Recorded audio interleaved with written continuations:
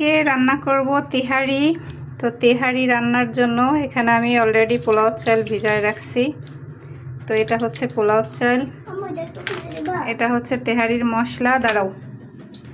আর এই যে মাংস, এটা আমি কথা বলে না, এই যে আমি মাংস মাখায় রেখে গেছিলাম, একটু বাইরে গেছিলাম। তো এই যে তেহারির মাংস মাখায় রাখছিলাম। তো এখন হচ্ছে মাংসটা আগে রান্না করে নিব, তারপরে হচ্ছে তেহারি রান্না করব। তো এই যে এটা পুরো একদম সুন্দর করে মাখা মাখা হয়েছে। এখানে আমি 2 কেজি গরুর মাংস নিছি আজকে তেহারি রান্না করতে। সব থেকে মজার বিষয় হচ্ছে 2 কেজি গরুর মাংসর সাথে 1 কেজি পোলাও চাল যাবে। আজকের তেহারিটা সেই মজা হবে। আর এই যে আছে গরুর দুধ। তো সব মিলায়ে আজকের তেহারিটা কেমন হয় ফাইনাল লুকটা দেখাবো। আল্লাহ হাফেজ।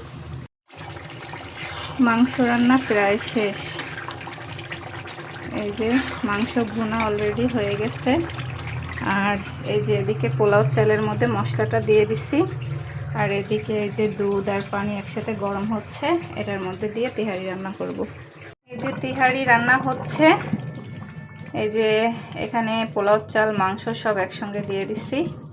আর আজকে তেহারি কিন্তু আমি রাইস কুকারেই রান্না করতেছি। তো আমার আজকে মাংসের পরিমাণটা আসলে বেশি হয়ে গেছে। 1 কেজি চালের মধ্যে 2 কেজি মাংস। তো আমি এখানে কিছুটা মাংস তুলে রাখছি। তো আজকে মাংসটা দেখতে এত লোভনীয় হয়েছে, আমার মনে হচ্ছে আমি এখনই খেয়ে ফেলি। তো এই মাংসটুকু আমি আলাদা করে রেখে দিছি, যেহেতু মাংস অনেক বেশি হয়ে গেছে, মানে রাইসের থেকে মাংসটা অনেক বেশি হয়ে গেছে। তো এই জন্য এতটুকু আমি আলাদা করে তুলে রাখলাম।